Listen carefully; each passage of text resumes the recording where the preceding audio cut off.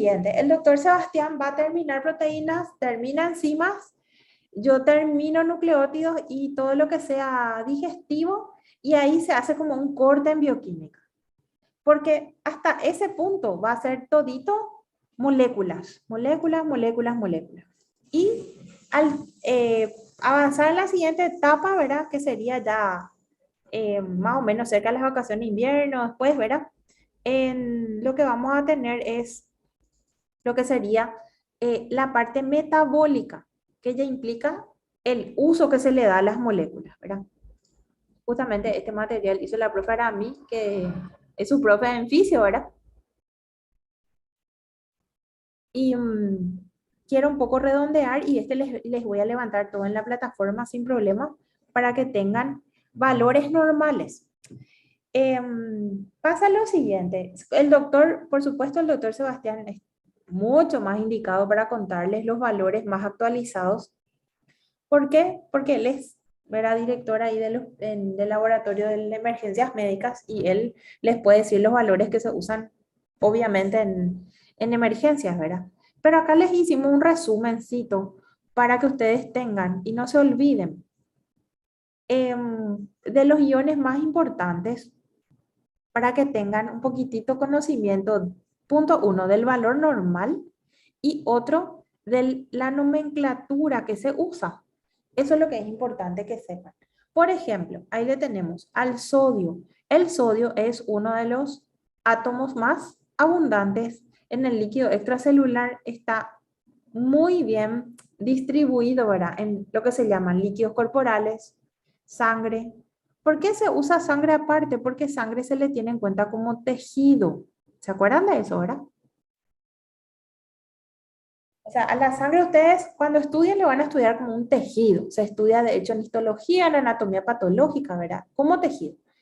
Y los demás líquidos corporales sería, por ejemplo, líquido cefalorraquídeo, líquido pleural, líquido acítico, líquido sinovial, incluso saliva, ¿verdad? Jugo gástrico, jugo pancreático. Entonces, vamos a ubicarnos un poco en los valores. Si bien, y atiendan bien una cosa, cada espacio de nuestro cuerpo tiene su valor, así como tiene su pH, la sangre tiene su pH, qué sé yo, la orina, cada uno tiene su pH. También tenemos los valores de esto, de los elementos que ustedes le llaman electrolitos, que más adelante en metabolismo vamos a dar el balance hídrico que tiene que tener una persona. Es uno de los elementos fundamentales realmente. ¿Por qué? Porque una persona que está desequilibrada en cuanto a sus electrolitos siempre tiene problemas. Y que lo primero que se hace en un paciente que llega al hospital y le ponemos la vía y a través de esa vía le vamos a equilibrar todos sus electrolitos, su azúcar, qué sé yo, le podemos poner drogas, ya se hacen la idea, ¿verdad? De un paciente acostado en la camilla con su vía y ahí en base a los datos laboratoriales podemos llegar a conclusiones adecuadas. Bueno, entonces tenemos vamos a decir, por un lado, sodio. El sodio se dice natremia porque la abreviatura de sodio es Na, natrum, ¿verdad? De su nomenclatura en griego, en latín. Y ahí tenemos la natremia, que sería 136 a 146 miliequivalentes por litro.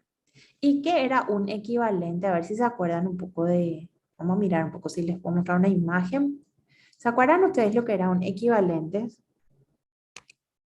Sería una cantidad de concentración, doctora. Exactamente. Es una concentración, ¿verdad? En química, nosotros tenemos, a ver un poco, tenemos algunos detalles que tener en cuenta. En primer lugar, el espacio que ocupa un átomo, ¿verdad? Eso es infinitesimal. Prácticamente es imposible tenerle en cuenta a un átomo de manera macroscópica, ¿verdad? No podemos.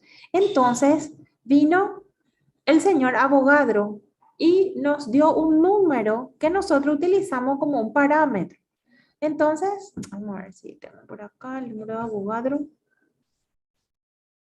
A ver. No, es para que ustedes se pongan a calcular, es para que entiendan nomás la unidad de medida, ¿verdad? Y es así. Por ejemplo, dice, vamos a suponer el ácido clorhídrico, ¿verdad? Que es un ácido súper común, es parte de nuestro aparato digestivo, ¿verdad? Está en el estómago, etcétera. El ácido clorhídrico está compuesto, como ven acá, de hidrógeno y cloro, pero en contacto con el agua se disocia y se queda cloro, que le llamamos cloruro, y se queda protón, el hidrógeno, que le llamamos protón, ¿verdad? Si yo digo un mol, ustedes no sé si recuerdan de química, ¿verdad? Un mol, un mol. ¿Qué es lo que es un mol? Un mol es una cantidad de materia química, una cantidad X. ¿Y cuánto hay en esa cantidad? Entonces lo que hizo Avogadro es decir que un mol de cualquier sustancia química es igual a 6,02. Famoso este número, ¿verdad? Por 10 a la 23. Que en este caso sería átomos, ¿verdad? Átomos. ¿Y qué hace el, vamos a decir, el equivalente? ¿Por qué les quiero mencionar esto? Porque en, vamos a decir, en terapia intermedia, ¿verdad? Ustedes van a usar mucho esta unidad de medida porque es la forma que tienen de calificar los átomos, o sea, sodio, potasio, cloro, que le llamamos electrolitos. Esto, por un lado está esto. Un mol es 6,02 por 10 a la 23 átomos. O sea, dentro, vamos a suponer que esta cajita es un mol. Y acá adentro de esto hay esta cantidad de átomos. ¿Se entiende eso, verdad? Bueno, y un equivalente es igual al peso molecular que tiene esa, o peso atómico en este caso va a ser, ¿verdad? Porque es un átomo. El peso atómico, ay, el peso atómico, ay, se me escapó mi formulita. Qué difícil este con su cuestión acá. Acá está. Es, acá no se ve bien. Esperamos, ahí lo puso al revés. Es acá. Equivalente químico, ¿verdad? Yo lo que tengo que hacer es transformar. Bueno, lo primero que se hizo es establecer que un mol tiene esta cantidad de átomos, pero lo que sería el mol no refleja la cantidad que yo tengo en la sangre, por ejemplo, en un líquido corporal. Entonces lo que se hizo es calcular, bueno, ¿qué es lo que podemos hacer? Lo que vamos a hacer es equilibrar el mol, pero con su peso molecular. Y de ahí surge el equivalente. Entonces, yo relaciono el peso molecular. Ven que es un valor mucho más aceptable esto que este valor enorme. Es lo mismo que el pH, ¿verdad? Se busca encontrar, vamos a decir, una forma sencilla de trabajar. Es imposible estar diciendo cuántos átomos tiene este paciente. Tiene 1,8 por 10 a la 22. Nada que ver, ¿verdad? Entonces, la forma de explicar estos fenómenos es dándole al que va a utilizar, ya sea el médico, el bioquímico, la enfermera, etcétera, un valor que se pueda manejar. Es lo mismo que el pH. Dieron con el profe agua, ¿verdad? Sí, y ahí sacaron el concepto de pH. ¿Qué significaba pH? Exacto, el potencial. ¿Y qué es lo que significa eso? La cantidad de hidrógenos que puede actuar. O sea, si yo les digo a ustedes, esta orina tiene 5,5 de pH, entonces ustedes enseguida en su cerebro van a ubicar, 5,5 está por debajo de 7, 7 es neutro, quiere decir que 5,5 es ácido y quiere decir que esa persona tiene muchos protones en su orina. ¿Se entiende? ese estilo de nomenclatura lo que ustedes tienen que tener, porque el médico pues no puede estar perdiendo tiempo. Eso es abismal, o sea, está mal, no pueden perder tiempo ustedes. ¿Y qué tienen que hacer? Acelerar el proceso. ¿Y cómo? Dando datos más concretos. Entonces, uno de los datos que se trató de hacer más fácil fue el pH. Y en los otros datos que se trató de hacer más sencillo para la explicación fue encontrar una manera de explicar esos moles, era la cantidad tan grande de moles que teníamos, en un lenguaje más sencillo, vamos a decir. Y sería más o menos así, ¿verdad? Lo que hicimos, digo, porque bueno, los científicos hicieron, es tomar el peso molecular de la sustancia que yo estoy analizando, dividido la cantidad de moles, y eso sale equivalentes. Por suerte, ustedes esto no van a calcular. Lo que ustedes sí tienen que hacer es interpretar. Y para eso tienen los datos, los parámetros normales. ¿Y cuál sería entonces, si yo les pregunto, cuál sería el valor normal de sodio? El sodio se mide en la sangre. ¿Y cuál sería su valor? 136 a 146 mil equivalentes por litro de sangre. Se dan cuenta que es una cantidad chiquitita, pero es un parámetro súper importante porque el sodio es un átomo tan activo que puede incluso aumentar la presión sanguínea. ¿Qué es lo primero que le van a decir a su paciente cuando se presenta en la consulta y tiene un aumento de la presión sanguínea? Qué famoso le decimos, deja de comer sal, ¿verdad? Porque es tan activo este átomo, pero tan activo que imagínense comer nomás un poco de exceso de sal, ya me levanta la presión. O sea, un desastre, ¿verdad? Entonces, por favor, doctores, recuerden esto. Se dice natremia y cuando tenemos por debajo del valor normal se dice hiponatremia y por encima hipernatremia. ¿Quiénes tienen por debajo? La verdad que muy poca gente, a no ser que tenga una pérdida hemorrágica o algún tipo de pérdida renal, etcétera, ¿verdad? Pero una persona que tiene todos sus órganos bien funcionando, es difícil que tenga por debajo del valor normal. ¿Por qué? Porque todas las comidas tienen sodio. Todas. No hay una que no tenga. Toditas tienen sodio. Entonces es medio ambiguo decir yo no como sodio. La verdad que no. Por ejemplo, a ver si me citan algún alimento que tenga luego de por sí mucho sodio, que se le agregue luego sodio. A propósito, se le agrega sodio para conservar el alimento.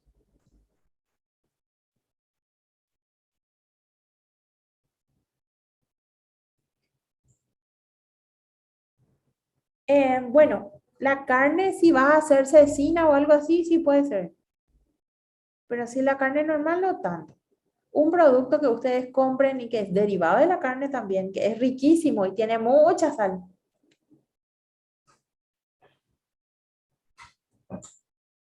Los Embutidos, embutidos. profe. Exacto, los embutidos. Tan rico es y lleno de sal. Porque la sal y el azúcar son métodos de conservación de los alimentos. Entonces le ponemos exceso de sal para evitar que crezcan bacterias, que se desarrollen hongos, etc. Y bueno, y ahí tienen. Entonces vos le decías a tu paciente, no vayas a comer chorizo y llora y porque quiere comer chorizo, ¿verdad? Entonces esto es un tema. Y la presencia en la orina se llama natriuria. ¿Se entiende? Ok. Conclusión. El sodio es, uno, el átomo más importante, libre, ¿verdad? Ay, disculpen, doctor, me están llamando a administración. ¿Me pueden esperar un ratito, por favor? Gracias, Sí, gracias. Muy amable, gracias.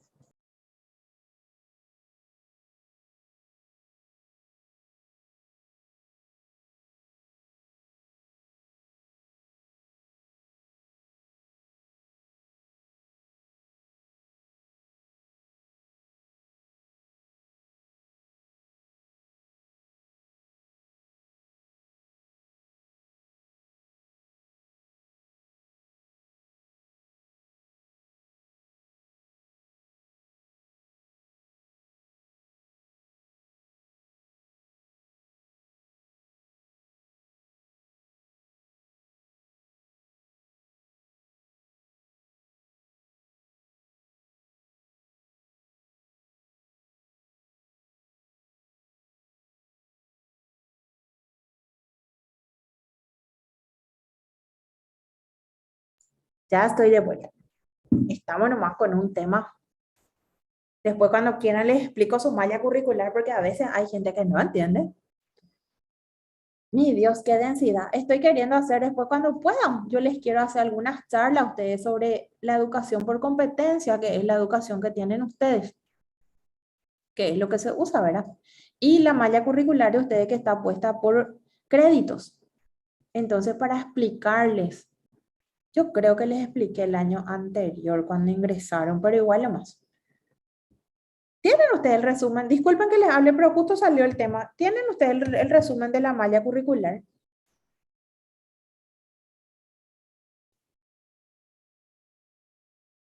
No. Entonces, otra cosa que tengo que subir. Cuando vengan, les voy a pasar impreso. ¿Quieren? Háganme un poco acordar el martes. Les voy a hacer preparar el resumen de la malla. Porque eso ustedes tienen que saber. Eh, no sé cómo les explico, es fundamental. Yo lo que me doy cuenta que acá en Paraguay muchos chicos así jóvenes entran y no entienden nada de lo que están estudiando, en el sentido de que no saben de cómo se, qué materias llevan, cómo es el plan curricular. Dios mío, yo me acuerdo que me analicé todo el plan curricular de bioquímica cuando iba a ingresar a la facultad. Bueno, a mi época pues no existía algo, mucha, era una sola la universidad, era la nacional, ¿verdad?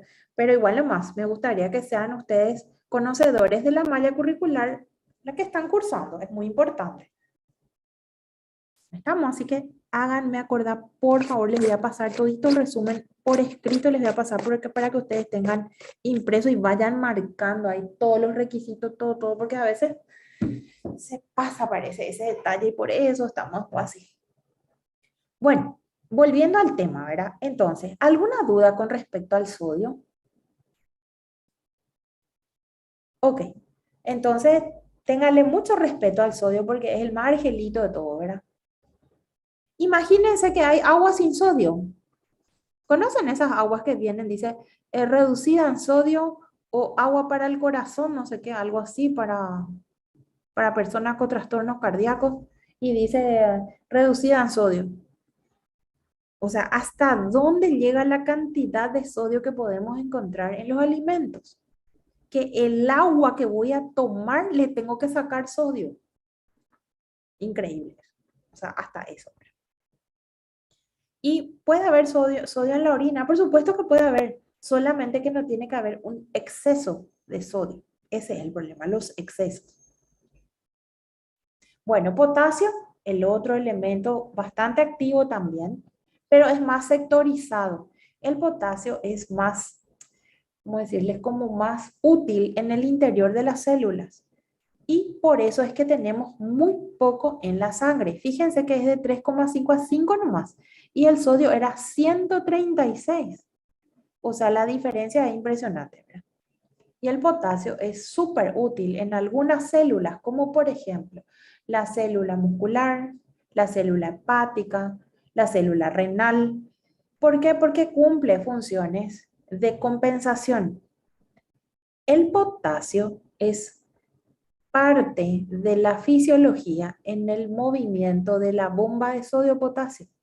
Y la bomba de sodio-potasio, a ver, díganme un poco, ¿en qué tejido está lleno de bomba de sodio-potasio y que necesitamos para realizar nuestra vida normal, ¿verdad?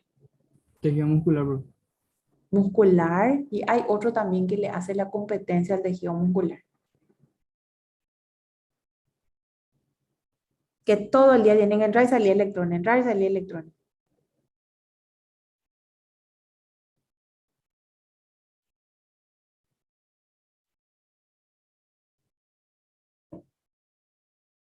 El tejido, sí, cardíaco, sí, ¿por qué no? Bueno, yo le incluí ya en muscular, ¿verdad? El cardíaco.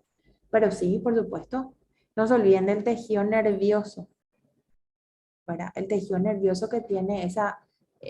vieron que entra y sale electrones y para compensar están las cargas positivas. ¿Y quiénes dan las cargas positivas? El sodio y el potasio. Siempre acuérdense de eso. Entonces se llama, y hay dos formas de decir. Puedo decir kaliemia o puedo decir potasemia. Y de ahí sus nombres. El aumento de potasio en la sangre se dice hiperpotasemia o se puede decir también hipercalemia. Y al revés, ¿verdad? El descenso, que es muy raro tener un descenso muy así intenso, ¿verdad? Se llama hipopotasemia o hipocalemia. Y cuando pasa la orina exagerada cantidad de potasio se dice potasuria. ¿Se entiende? Ok. Y esto que dice por litro es en sangre, no se olvide. El cloro es más, vamos a decir, más versátil, puede estar adentro y afuera de la célula, pero afuera tenemos un poquitito más. O sea, decimos en los líquidos y en la sangre. Y se dice cloremia. Y es entre 102 a 109 mil equivalentes por litro. Y se dice hipocloremia cuando tenemos menos de la concentración normal e hipercloremia cuando tenemos aumento. La verdad que el cloro no hay tanto efecto de cambio radical. Sí tenemos sus rangos que cambian, sobre todo en pacientes que usan muchos electrolitos, como por ejemplo los deportistas, verá que manejan muchas variaciones. Por eso es que el deportista siempre tiene que estar con su bebida que le permite restaurar sus electrolitos, ¿verdad? En, qué sé yo, como que se llama Gatorade, ese que es azul, no me acuerdo. Powerade, ahí está. Power.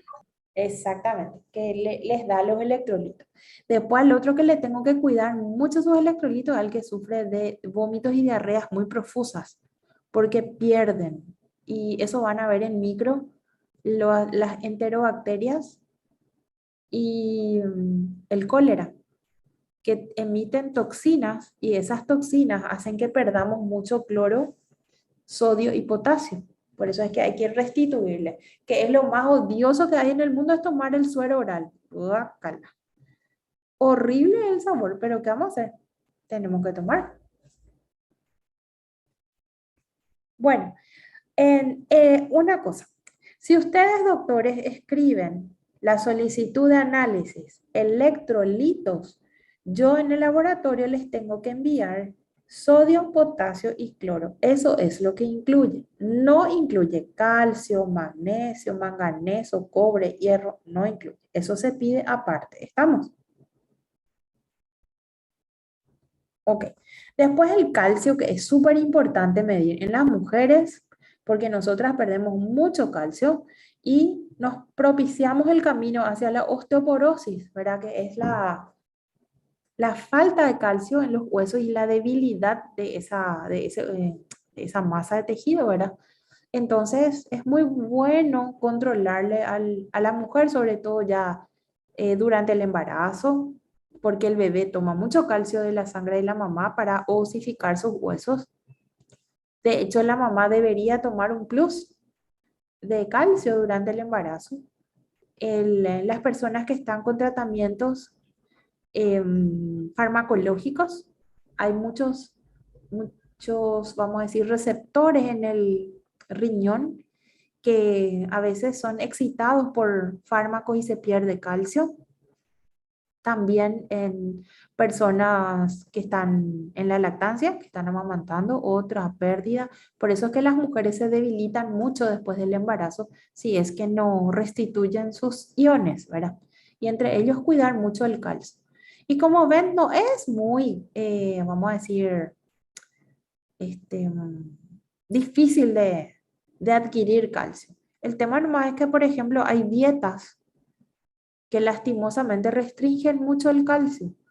Por ejemplo, las dietas cetogénicas, ¿verdad? Porque hay personas que a la dieta cetogénica le quitan, por ejemplo, el queso o le quitan la leche o las que son veganas muy estrictas que no quieren luego, porque está pues el ovo lacto vegetariano, que sí acepta productos animales, pero no la carne, ¿verdad? Y eso sí tiene calcio, pero está el que es muy estricto Y la verdad que el calcio es un producto animal por excelencia, ¿verdad? Así que tengan un poco en cuenta ese detalle. Se dice calcemia al valor normal en la sangre, que va de 8,7 a 10,2. Se dice hipocalcemia, y acá es lo que hay que cuidar en las mujeres, la pérdida de calcio. Y la hipercalcemia es raro. Por ahí alguien abusó del consumo de calcio y otra vez consumió algún fármaco que viene preparado con dosis altas de calcio. Las personas en edad geriátrica también consumen sus plus de calcio siempre por la debilidad ósea, ¿verdad? Y se llama calciuria a la presencia exagerada de calcio en la orina. Digo exagerada porque voy a mentir si digo que una orina no tiene calcio. Puede haber un que otro átomo de calcio, pero la exageración lo que no tiene que haber, ¿verdad? El aumento exagerado. O puedo decir también la pérdida exagerada. Bueno, después tenemos el magnesio, un elemento súper importante en las personas que realizan mucho movimiento muscular. De hecho, hay luego un fármaco muy popular que se llama Total Magnesiano, ¿conocen? Que viene efervescente.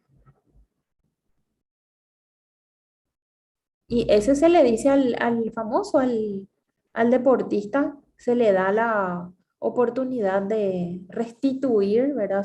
Su desgaste haciendo el consumo del Total Magnesiano. Es súper rico. Un sobre ahí sin problema. Es chiquitita la cantidad, es 1,5 a 2,3 miligramos por decilitro.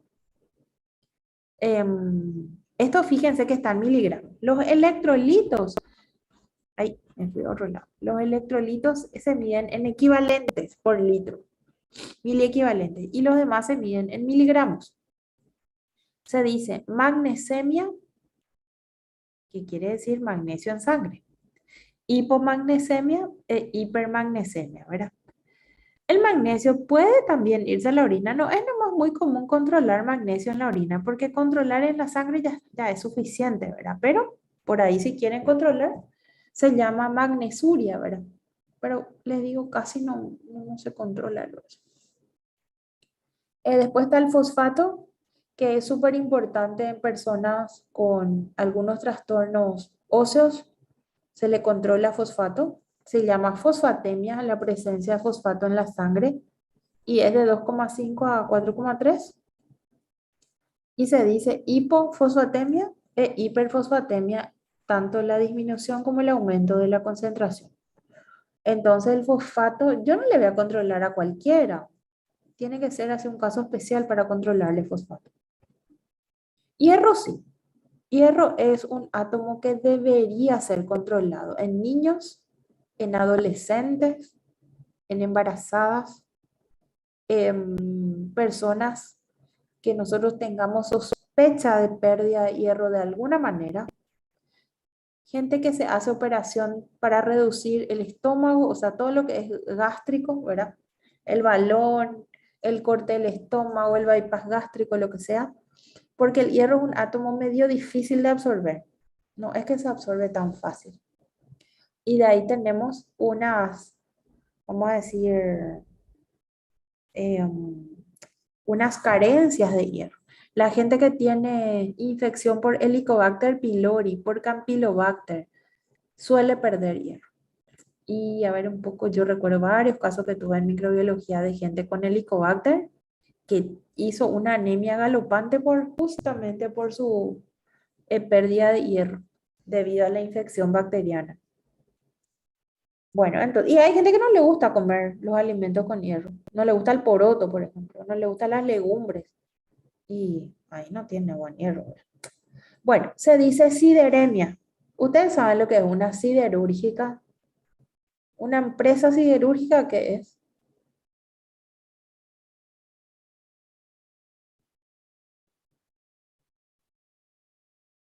Siderurgia se le dice a las herrerías, a las empresas que trabajan con hierro.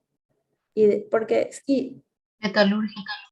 metalúrgica, ¿verdad? Pero siderúrgica también se dice, ¿verdad? Y de ahí viene su nombre, sideremia. Y sidero significa hierro, pero el original es ferrum, que es hierro, ¿verdad? Y el símbolo del hierro es el símbolo masculino. En, no sé si se acuerdan, el símbolo masculino, este. Ese es el símbolo del hierro. Y es el símbolo del auto Volvo. Me acuerdo porque fue mi primer auto en la vida. Y tiene el símbolo del hierro, porque era construido de hierro originalmente, ¿verdad? Ahora ya cualquier cosa. Pero originalmente se construía solo de hierro. Por eso ese es el símbolo del Volvo. No sé si conocen.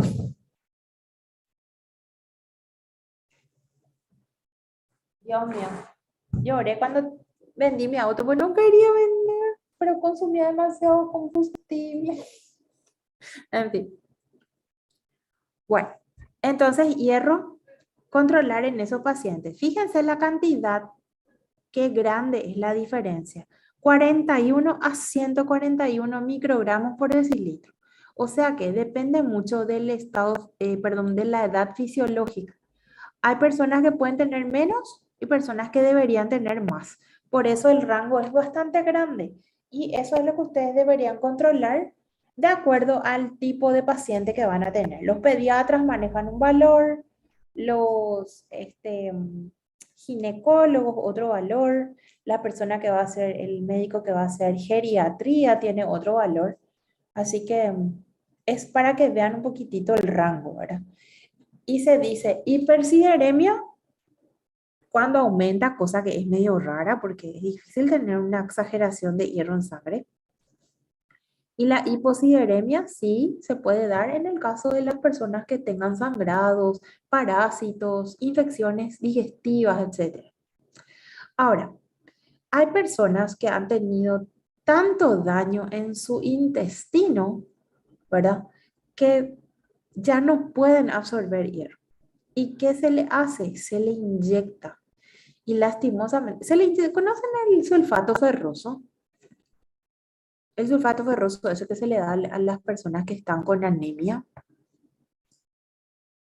Ferrocupina, exactamente. Mira un poco acá.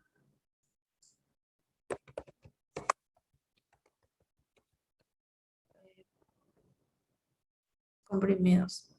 Así viene, ¿verdad? En comprimidos. Y no sé, no muestran más la pastilla. Es horrible la pastilla. Tiene un sabor espantoso.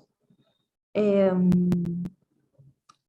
Oscura venía antes. No sé si se acuerdan. Medio gris parecía. No sé, ahora parece que viene diferente. Pero el comuncito venía de color medio gris. Y esa pastilla se tritura, ¿verdad? Y se disuelve en solución fisiológica y se le inyecta al paciente en las venas y le arde. Impresionante. Yo recuerdo una colega mía, justamente acá en el hospital, cuando yo estaba en el hospital militar, era una doctora que tuvo por muchos años infección por Helicobacter pylori y perdió la capacidad de absorber hierro. Mal estaba de su anemia, mal, mal, Dios mío, era un mal estaba. Y a ver, un poco inyectable, inyectable. Así,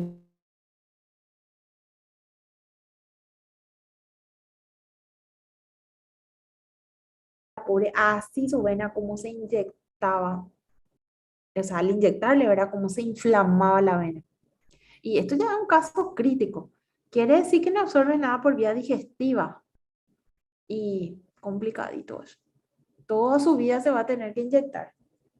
Lo que sí sé es que esa doctora siguió un tratamiento de restitución, o sea, para tratar de mejorar su intestino otra vez y que pueda absorber.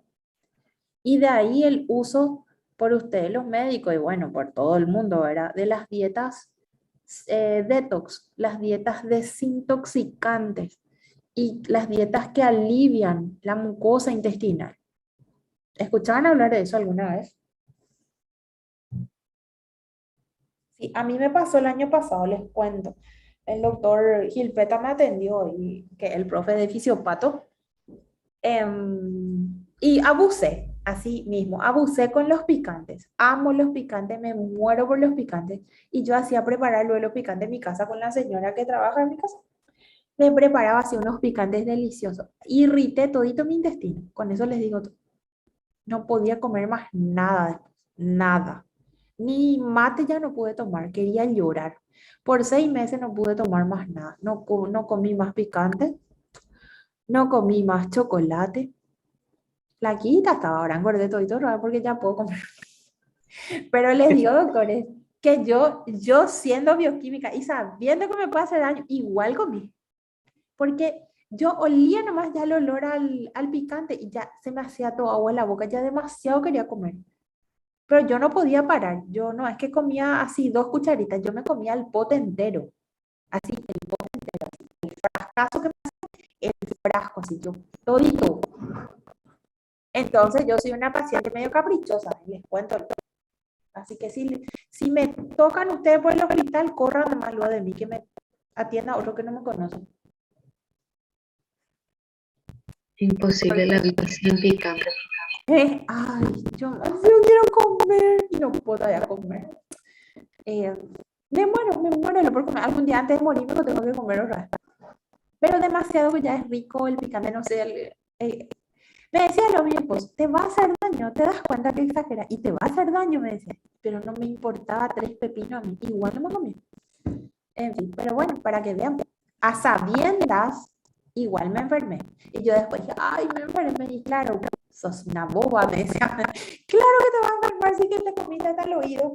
En fin, bueno, así estamos. Entonces, así, doctores. Conclusión.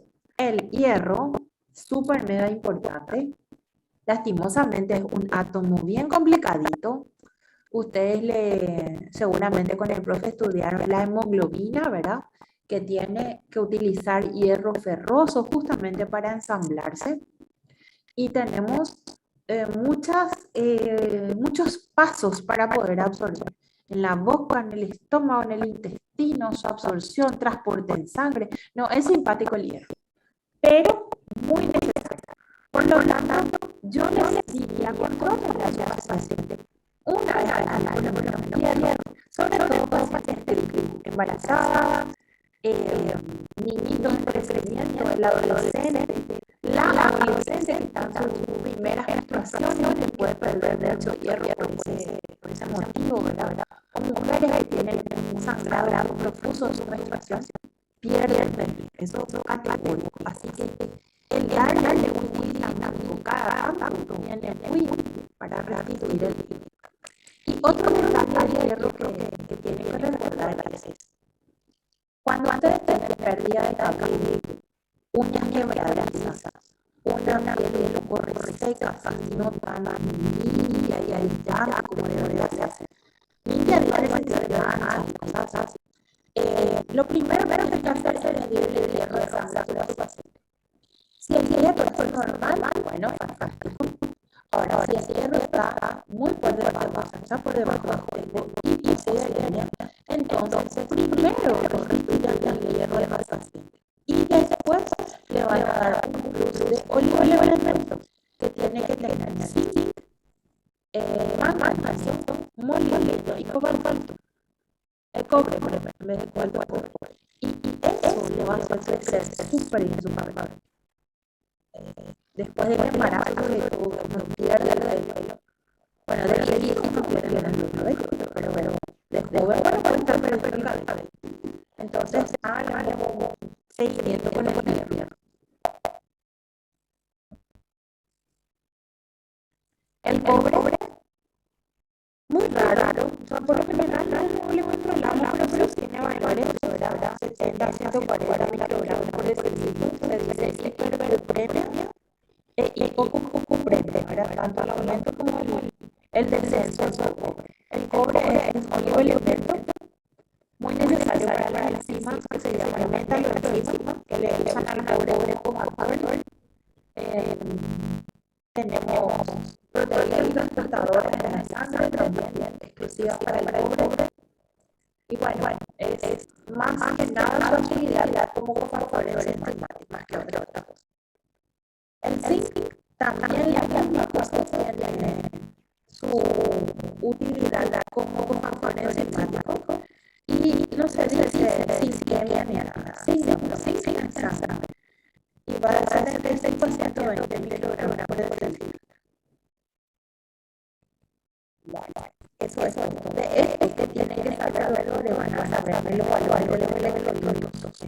¿Cuál es el nivel de electrolitos? Sodio, potasio, cloro. El resto no hay problema. Esos son valores que con el tiempo van a ir aprendiendo, ensayando. Pero ahora necesito que sepan bien los valores de sodio, cloro y potasio. ¿Ok? Ok.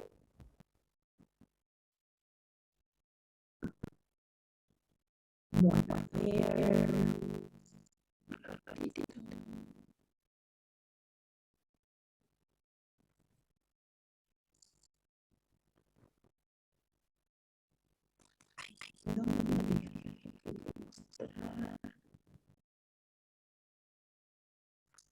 ya.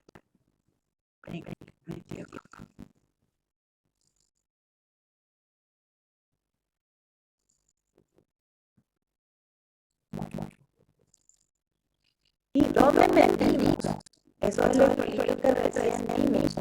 ¿Cómo medimos? ¿Cómo realizamos la medición de este valor que es tan importante en medicina?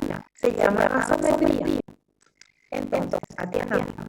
Si ustedes van a solicitar evaluar átomos libres en la sangre, van a pensar primero el electrolito. Pero pasa que el electrolitos tiene mucha relación con estados patológicos muy graves. Entonces, por lo general, el electrolito se le pide a personas con trastornos renales, diabéticos, personas que están consumiendo drogas que le hacen perder los electrolitos. Y pacientes en terapia. El paciente en terapia es el candidato número 1 a hacerse el control de los electrolitos, siempre. Ahora, tenemos que haber desordenado el pedido de análisis. Entonces sería lo siguiente. Cuando ustedes están en la terapia intensiva, tienen un protocolo que van a seguir.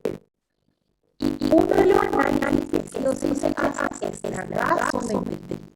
Entonces, ¿qué incluye este análisis que es tan crítico para el paciente? Incluye lo siguiente. Se le va a dividir entre lo que se llama gasometría. ¿Para qué aunque suena gas?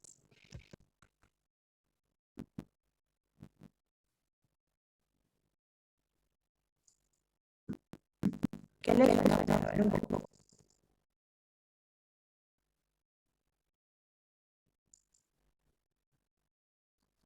Hay una a ver, ¿qué le suena a ustedes? Gasometría. Gasometría.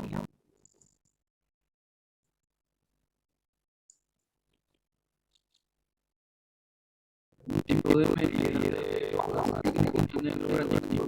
Muy bien, un tipo de medida de medición, ¿verdad? Pero es de gases y otro de los que ahora vamos a ver. Le voy a pasar para que recuerden un poquito, necesito que recuerden la escala de NH para poder entender la gasometría, ¿verdad? Entonces sería que así está una escala aproximada, ¿verdad? Sabemos muy bien que el agua es el cero, o sea, el neutro perfecto, ¿verdad? 7,000. Y tenemos por encima y por debajo diversos elementos por debajo. En el que podemos decir que no pertenece es acá, es donde dice el 1, es el ácido electrónico. Ahí tenemos ácido electrónico, diariamente.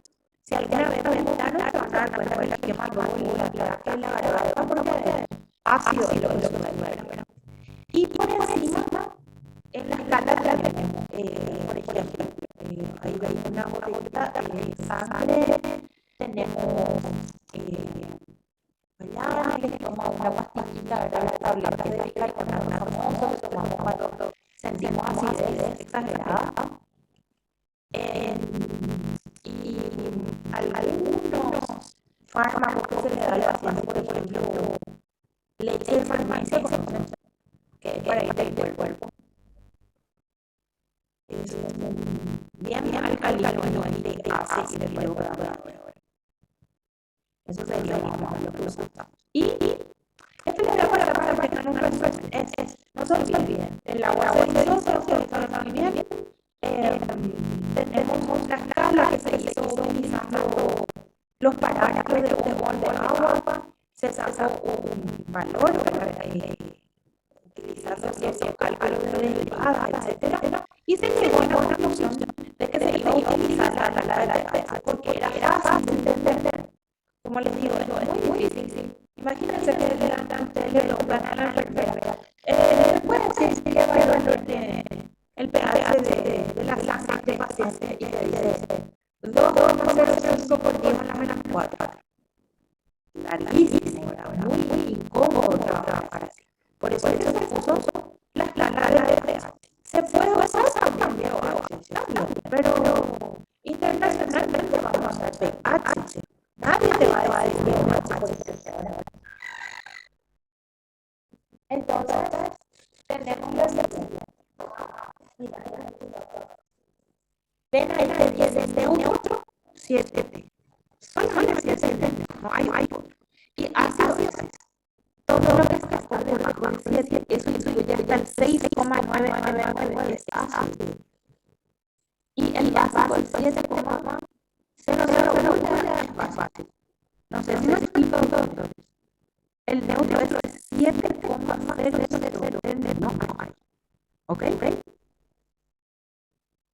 No se olviden que en medicina se usa por lo general sangre, 2 decimales. Orina, se puede usar líquido acítico, se puede usar decimales, pero sí va con decimal. O sea, hay demasiada diferencia entre 7 y 8, por ejemplo, entre 8 y 9. Es muchísimo para el cuerpo humano. Entonces, los médicos manejan con decimales los valores. Para las que se equilibran, pero la verdad que yo no me interesa pH. El intervalo no se olviden porque obviamente uno le puede preguntar probablemente en el examen 2 le va a preguntar pH de tal cosa, etcétera. La escala también está la que teníamos anteriormente. Acá también está el ácido vamos a ver el 1, el agua que es 7,0 y la sangre que es, ahora vamos a ver 7,46 a 7,36,45. Hay algunas veces que se toman tablas que sería las tablitas de esas famosas, ¿cómo que se llama? Para que no toman de la borrachera o la comida. Me acuerdo, bueno, si no sé qué se llama ahora. ¿Y cuál es el nombre del video? Y es importante. Ese voy. Y hay uno que es famoso, Alka-Seltzer. Famoso, la propaganda Alka-Seltzer. ¿Y qué es lo que son estos? Bicarbonato. Claro que el nombre tiene aspirina o algo así. Pero son tabletas que tienen bicarbonato para tratar de aliviar el estómago. Porque después de consumir alcohol, sobre todo alcohol, el alcohol desgasta la mucosa intestinal y ese ácido que produce la parenquima, las células que forman el estómago, te quema. Entonces se enseñanza terrible. Y para cambiar esa acidez le tomamos algo. ¿Se entiende? Sí, profe. Ok. Entonces, bueno, vamos a ver una solución ácida cuando tengo más cantidad de electrones, una solución básica cuando tengo más cantidad de OH y una solución neutral está la ley. Por eso es que es tan perfecto, así tan perfectísimo ese efecto. Bueno, esto para que recuerden un poco la escala. Este es lo que a lo mejor, así para autograma, tiene poco el color, no sé si así a mí no me gusta, pero yo le veo una pinta rayada a todo el mundo. Bueno, y cómo ustedes van a poner datos laboratoriales de estos puntos súper importantes. Entonces, punto voto. ¿Quién es el candidato? El paciente, ¿verdad? Candidato a hacerse ese análisis, el que da la terapia. ¿Por qué? Porque cuando un paciente entra en la terapia es porque sus parámetros fisiológicos están desequilibrados, pero están desequilibrados de una manera tan intensa que quizás estén inconscientes. Por lo general, la terapia está inconsciente suele tener hipotensión y son estados en los cuales el médico debe regular la regla. Por eso es que cada paciente de terapia intensiva recibe un tratamiento único.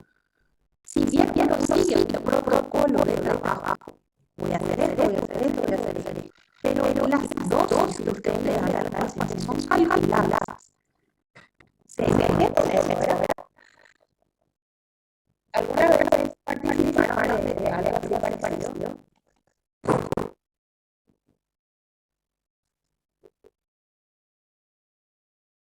Pero escucharon de estilo así de que, bueno, a tal paciente le vamos a poner tantos miligramos, a tal paciente le vamos a poner tantos miligramos. No, es un paciente ambulatorio. Y incluso un paciente grave, que vos le das una pastilla, le das una ya preestablecida la concentración. En un paciente de terapia, vos necesitas datos para que sobre esos datos vos tomes la decisión de qué es lo que le vas a dar. Y ese dato fundamentalmente da la gasometría, que tiene como un resumencito de lo que sería interpretar la gasometría, ¿verdad? La gasometría tiene unos parámetros demasiado concretos, que son los parámetros respiratorios, que son la cantidad de oxígeno que circula por la persona. De hecho, ese dato, la mayoría de los datos que se ponen a los hospitales, sobre todo los hospitales privados, por lo general no llevas, y yo te digo ya, antes de la pandemia se hacían eso. Te van a tomar la presión, te pesan y te tener la cantidad de oxígeno, que es poner el oxígeno en el dedo, solamente. O sea, pero el médico de plano, el médico que está haciendo consultorio, urgencia, esos datos necesitan, eso es paciente, cuál es su presión sanguínea y la concentración de oxígeno. Y eso estamos hablando de pacientes ambulatorios. Imagínense esos pacientes de terapia. Por eso es que ustedes tenemos parámetros muy especiales que van a la medicina. Y ahí en la sangre lo que hacen es sueltos, por lo que se define la presión que ustedes reciben es parcial. A ver, una cosa. ¿Cómo es el sistema circulatorio del humano? ¿Es abierto o cerrado?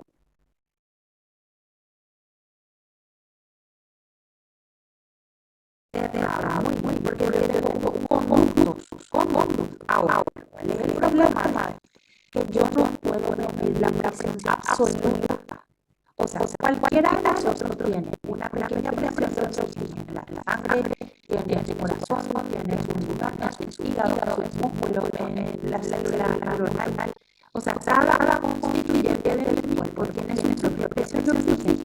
Por eso el valor que se le da en casos medias de presión parcial. Acá. Fíjense que dice PCO2, PO. Yo les doy la presión de oxígeno y les doy la presión de anhídrido carbónico. Pero lo que quiero que entiendan es que no es la presión absoluta que tiene el cuerpo de esa persona. Porque yo lo que quiero es esa presión en la sangre, no en el cuerpo de él. ¿Se entiende? Ok. Entonces, la gasometría no es una herramienta de rutina, sino que es una prueba de urgencia que se debe analizar rápidamente y que se hace a pacientes muy graves.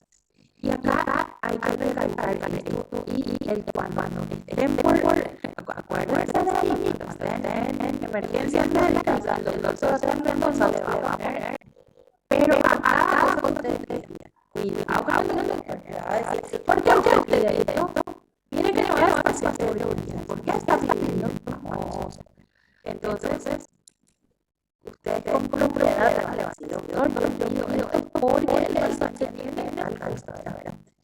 ¿Y de dónde se saca la sangre? Se saca de la arteria. Porque es el único lugar donde voy a poder medir una presión adecuada de oxígeno. ¿Se entiende? Conclusión, nunca jamás en la vida se puede hacer trabajometría de la vena. Porque en la vena no voy a tener la cantidad de oxígeno necesario. Entonces voy a hacerlo en sangre arterial. Condicionalmente, si no se hace. Y en los niños también se puede sacar sangre capilar porque ellos tienen, acuérdense, el sistema cardiovascular del bebé la mucho más rápido. Entonces su circulación es más rápida y se acerca sangre del calor porque sus venidas y arterias están tan pequeñitas. Entonces se entiende, se puede acercar.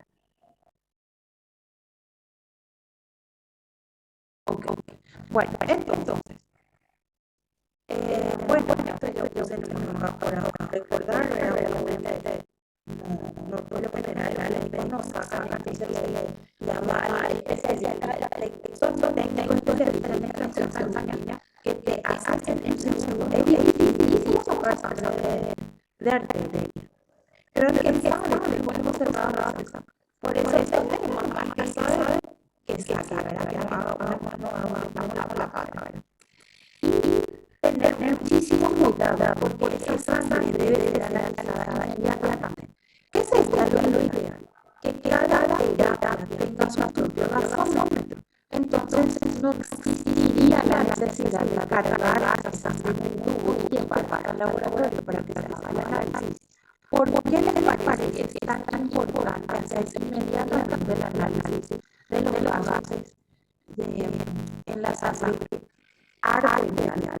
¿Por qué les parece que es rapidísimo el hacer el análisis? Exacto. Imagínense, ustedes tienen una gasometría, está en la terapia, se le saca la sangre y se le da al familiar para que le hacer la gasometría en el laboratorio que está afuera del hospital.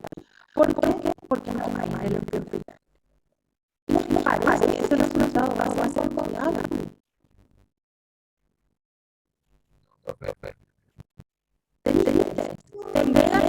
Y a mí me pasó eso que trabajaba en el laboratorio, te traía pégate, te traía en el pintazo todo mal, y todo. Y yo que eso no le pasa a hacer nada. Y voy a hacer eso, porque te pide el doctor, y el doctor necesita y yo con la doctora, ahora que intentamos buscarla, y ya sí es más fácil. Ya no tiene valor, o sea, yo le puedo hacer así, pero pasa todo mal. Porque se perdió todo lo que quiero que trabajar. Y bueno, se le hace, se le cobra, se le da la pena. Y el médico quiere que lo tarde a la por supuesto. Y va a decir, es que se hizo todo mal. Está mal, claro que está mal. Si por el contrario se perdió el valor del oxígeno y del aire, perdón. Entonces, doctores, es un dato o son unos datos demasiado importantes, los cuales la vida de la persona por lo tanto fijan también que sean valores de verdad, que la muestra sea tratada con respeto, porque esa muestra representa al paciente. Yo le pongo parte del paciente ahí en tubo. Y bueno, que se vea el idealísimo que trabajemos con estos aparatos que se llaman gasómetros, como está ahí. Se pone directamente la piel y tiene el pequeño palillo. Aquí es donde se puede poner el tubo, así, hay lugares que tienen sería un pequeño, un pequeño conducto de plástico, acá también. Y ahí yo pongo el contacto con la sangre y succiona, esta máquina succiona la sangre y le dice inmediatamente los valores en el agua. Se llama gasómetro. Y esto sería ideal que los médicos pongan en su propia terapia,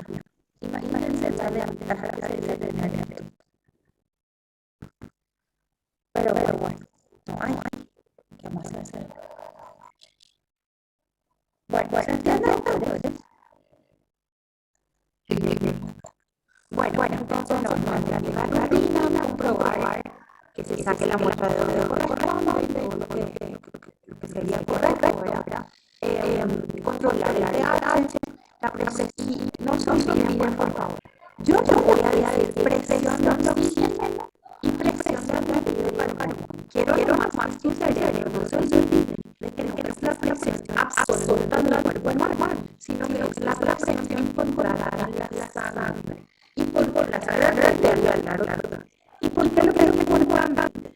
Porque es la sangre que lleva los nutrientes a las distintas células, incluido el oxígeno. O sea, a partir de ahí, de la arteria, yo puedo saber lo que le llega a las células. Por eso es de esta manera. Y ¿qué va entonces? Yo les puedo preguntar en el examen. ¿Qué análisis incluye la gasometría? ¿O qué datos se puede dar la gasometría? En primer lugar, vamos a comparar el pH. Y el pH de la sangre solamente varía en rango muy pequeñito, que sería 0,1, puede variar desde 7,35 a 7,45. Eso es todo lo que puede variar. Después ponemos el bicarbonato. ¿Por qué el bicarbonato? Creo que todos, no sé si olvidamos la palabra en su fisiología de la sangre. Baja de la sangre. Cuando le voy a decir la palabra, me va a acordar de esto. ¿Qué tenemos? El bicarbonato. ¿Por qué a ustedes les es importante medir el bicarbonato? Porque el bicarbonato genera el equilibrio en la sangre. O sea, súper importante.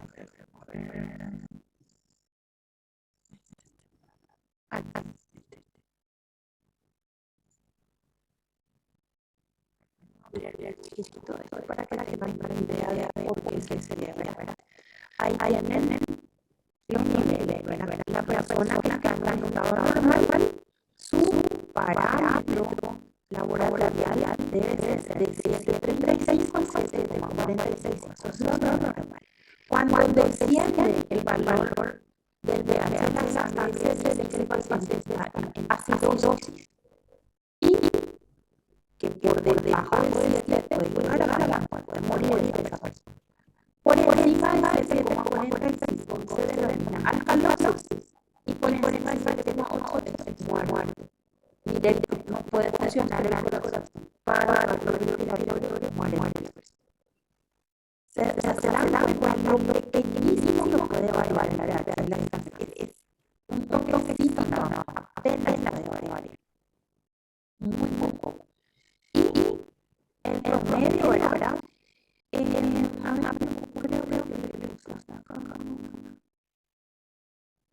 Esto que te diría la cantidad de Biden. ¿Quieren leer el paso? Tengo un problema. Es un resumen del centro de Biden. Es esto, por favor. Al pasar, lo voy a pasar para que la tengan total. Lo que sobra no molesta en este caso, ¿verdad? Para que la tengan quiénes son los vampires de la sangre. En primer lugar, ¿qué es un vampire? A ver, no pueden decir. ¿Recuerdan de química o de biología? Exactamente, sería una sustancia química que permite regular el pH. Ahora, ¿por qué es tan importante? Por este motivo, lastimosamente nuestras células que están en contacto con la sangre pueden variar el pH. La cantidad disponible de protones, así ustedes definieron la rata que es el ataque potencial del lúpulo, no puede variar. Tiene que ser así perfecto en ese rango. Una persona que varía un chiquito ya desastre de su situación y está mirando terapia. ¿Y cómo yo? Vamos a poner yo que tengo el explicante que tiene ácidos, después una persona que le gusta, por ejemplo, el jugo de pomelo,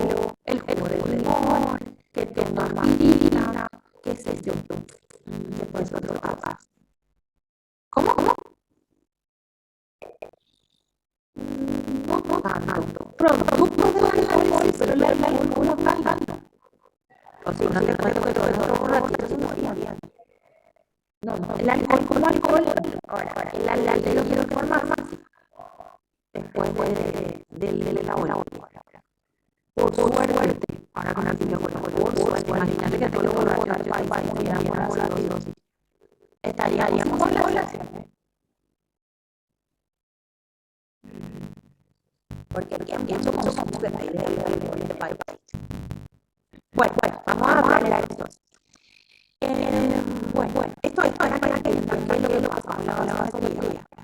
Entonces, lo que es un papá de la sasa es una sustancia química que es capaz de hacer o captar los protones para equilibrar el pH. ¿Y quiénes participan en esto? Participan en el sistema de carbohidratos o carbono, que lo vamos a mostrar como es, la hemoglobina, las proteínas, las plasmas y los órganos compensadores, que son el pulmón y el riñón. Si a mí me sobra agua, se va a ir el riñón. Si a mí me sobra un anhídrido carbónico, se va a ir por el pulmón. Por eso es que se le menciona al pulmón y al riñón como parte del esquema de equilibrio. Y ese es el tema de carbohidratos para el cuerpo. Esto está en la sangre. Todo el tiempo está en la sangre.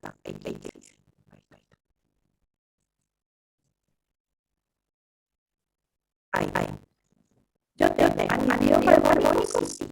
Tengo agua, sí, en la sangre. Ustedes saben que el anhídrido más agua da ácido. Este se llama ácido carbónico y el ácido carbónico se dice en mi carbohidrato. Y entonces lo que viene de la vasometría es el bicarbonato. Esto yo tengo en la sangre. Así mismo como acá es que yo tengo en la sangre. Estamos en círculo, se dan cuenta. Entonces, atienden bien.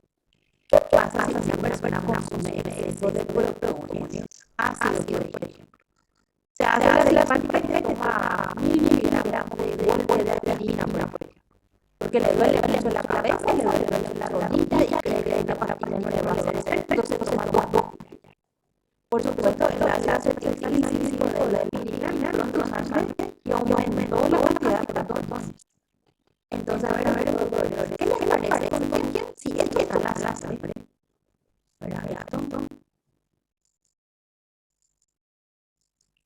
Esto está en la sangre. ¿Con quién le parece que se va a encontrar el protón que yo digo? ¿Con quién se va a encontrar? ¿Con quién se va a ver atraído? Si es de carga positiva, ¿con quién de estos se va a ver atraído? Con el oxígeno, Que o alfa, el oxígeno, no, que no, tampoco.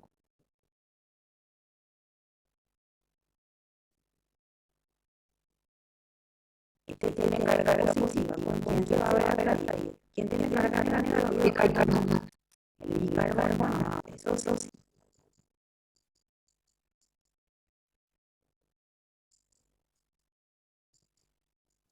¿Qué me va a dar, doctor, más bicarbonato?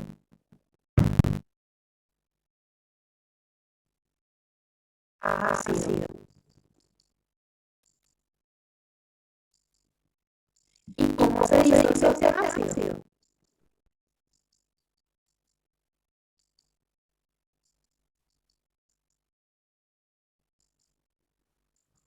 Entonces, si yo consumo exceso de ácido, jugo de pomelo, jugo de naranja, de limón, picantes, o sea, un poco de exceso de aspirina, lo que sea, ¿verdad? Enseguida este sistema bicarbonato hace cuando sale a defender la sangre y genera agua que se va a ir. ¿Cómo voy a eliminar el exceso de agua?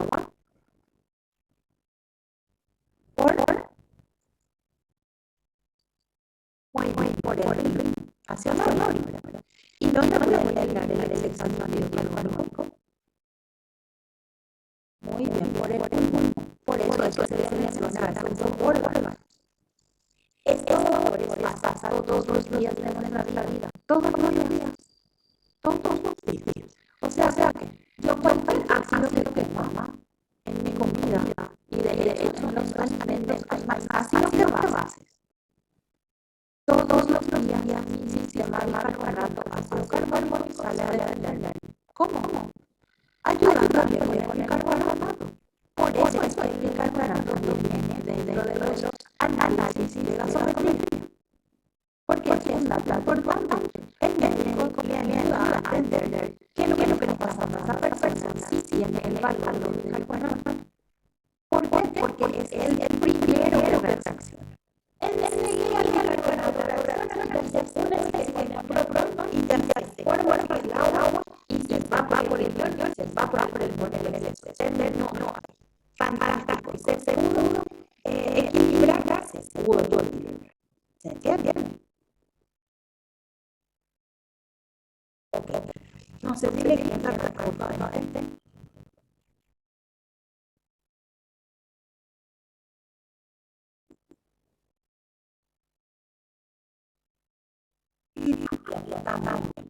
Todo lo que tiene carga y que te quiera hacer barbaridad de H también.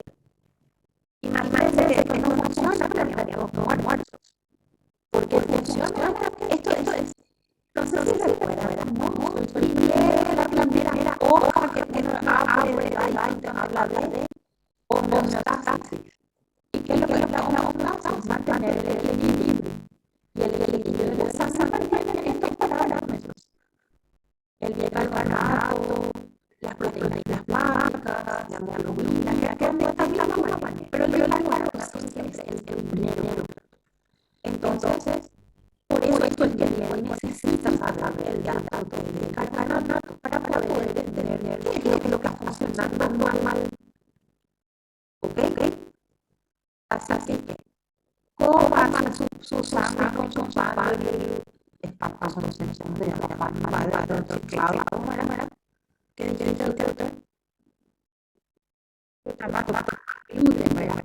Ese pan que como yo amo el cuerpo, me preparo los súper concentrado, ¿verdad? Después toman algo ácido, todo pasa por el aparato digestivo y va a chuparse la sangre, ¿verdad? Porque se absorbe. Y ahí sale a defendernos el bicarbonato. Por eso es muy importante entender este dato. Voy a borrar para copiar. Sí, perdón. Sí. El primer paso después es el monitor, ¿verdad? Sí, pasa que el pulmón elimina más rápido que el riñón. Porque el riñón dependería de ahora. por ejemplo, vamos a suponer que esta agua se formó en la sangre, pero esta agua está en la arteria y se va a dar alrededor. Después se va a imaginar. Acordate que el riñón depende también de su motor hormonal, de las hormonas, depende de muchos. Sin embargo, el pulmón es directamente presión negativa. Donde hay poco se va. Y como se supone que yo cuando inhalo oxígeno y exhalo carbono, ya se dispara. En cambio, el riñón sí tarda varios días. Puede tardar varios días. Así mismo. Ya, gracias. Ok. Bueno, ahora vamos a ver el caso de otra situación que puede ocurrir, que sería consumir BOH. Es raro, ¿verdad? Porque la comida tiene y no estoy hablando del alcohol. Son protones e hidrógenos que se liberan de ciertas moléculas orgánicas de fuera, no el OH del alcohol. Entonces, esa molécula tiene carga negativa. ¿Qué les parece que vamos a mirar acá?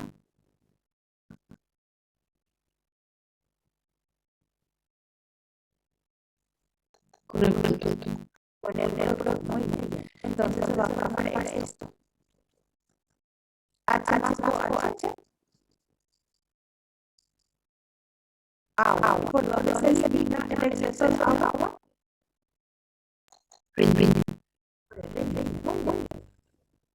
Es rapidísimo. Pronto que yo tengo por ahí se une al OH, a formar más agua, chao, hacia el río, ya compensé el desequilibrio del pH.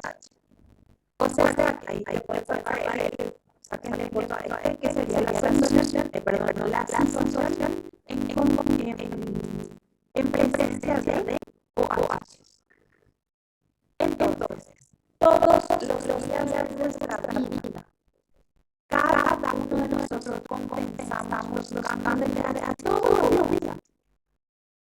Y nosotros nos damos cuenta, acá hacemos una alteración, me duele la sangre, me duele. No, todos los días compensamos los cambios de pH gracias a los denominados vapores de la sangre.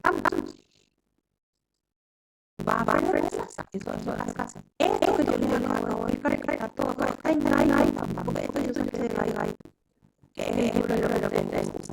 Todito, por ejemplo, se añade un ácido, se añade una base, todito, tal cual. Me pueden ir ahora un ratito, un ratito.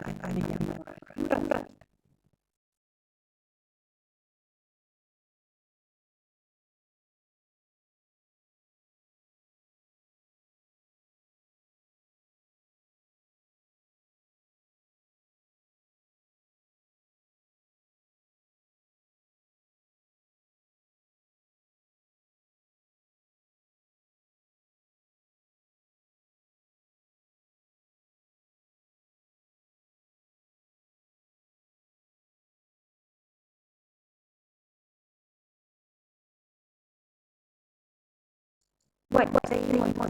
Y acá viene un hormona, así que en estos tantos y te caga. Por eso les decía que era por lo que es más fácil ver el resumen. Así, a mí me es más fácil en fórmula, pero acá está todo explicado. Y les subo todo. Cualquier cosa que no le envíen, porque la edad no es la vida.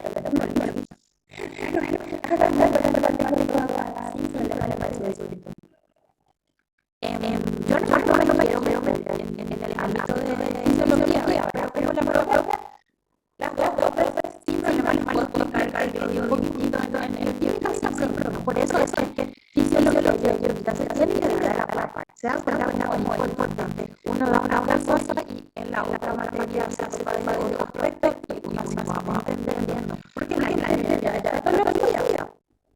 Y patología ya no le vas a explicar. Ya se supone que tiene que ver. Ok. Entonces, acá les uso otros nombres que se suelen usar. Acidemia y alcalinidad. Hay algunos textos sobre evaluación de traslados de inglés que te dicen acidemia y alcalinidad, ¿verdad? Pero en Paraguay no se usa esta terminología, se usa acidosis y alcalinidad. Les menciono porque por ahí vienen este que se usa para acidosis y alcalinidad. Bueno, y esto simplemente todas las cosas que yo leí se le considera la hemoglobina porque es una molécula muy grande, ¿verdad? Y puede ayudar a los protones. Se le considera también a las proteínas plasmáticas porque como son bastante grandes, tienen carga, pueden ayudar a los protones, con los OH. O sea que sabemos que el sistema carbonato es el primero que toca, pero siempre hay mención a las proteínas plasmáticas y también a la hemoglobina, porque si ayudan también. Acuérdense que estas proteínas tienen radicales. ¿Se acuerdan que los aminoácidos están formados por radicales? Hay radicales que tienen carga positiva, radicales que tienen carga negativa. Por eso los ayuda. ¿Se entiende? Sí. Bueno, y el desequilibrio es la parte técnica, ¿verdad? El desequilibrio se da cuando ya no puedo lograr, o sea, usé sodio, esto es un recurso. Le usé al bicarbonato, ya le usé al bicarbonato. Después la hemoglobina trata de ayudar, después trata de ayudar las proteínas plasmáticas y superamos. O sea, tanto papás pueden ayudar. O sea, les sucede a ellos. Y ahí viene lo que es el desequilibrio. El desequilibrio sería cuando superamos nuestros límites normales. Y ahí tenemos que o baja pH o sube el pH. ¿Qué pasó ahí? Son situaciones críticas. Cuando baja demasiado es muy grave, en serio fue muy fácil. Y cuando sube demasiado también. Ahora, en alcalosis y acidosis hay más casos de acidosis. Esa es la verdad. Bueno, y acá les voy a mostrar cómo es el panorama que ustedes tienen que tener. Está la acidosis metabólica y la acidosis respiratoria. Son dos condiciones que bajan pH, pero son diferentes. Como acá baja el carbohidrato, aumenta el peso. Y la alcalosis sube el pH, pero el carbohidrato aumenta el pH de acuerdo a la situación. Entonces, vamos a hacer lo siguiente. Yo les paso a y le hagan un poquito para poder entender el que voy a hacer en cuanto a ejercicios para que puedan ser capaces de entender esto, los valores que se le dan a la gasometría, que está relacionado con los electrolitos de la sangre, que son la presencia de ion carbónico, de oxígeno. Y otra cosa, la gasometría también les da la hemoglobina. ¿Por qué? Porque imagínense un paciente anémico.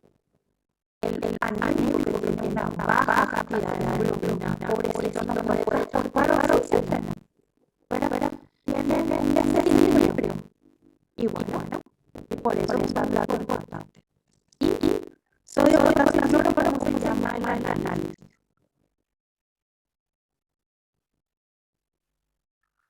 Muy bien, electrolitos. Así se llama electrolitos. Entonces, si ustedes solicitan el análisis gasometría, tiene que ver pH, bicarbonato, presión del medio carbono y presión de oxígeno, hemoglobina y electrolitos. En total sería 1, 2, 3, 4, 5, 6, 7, 8 datos que tiene que traer la gasometría. ¿Ok? Sí, perfecto. Bueno, está súper importante.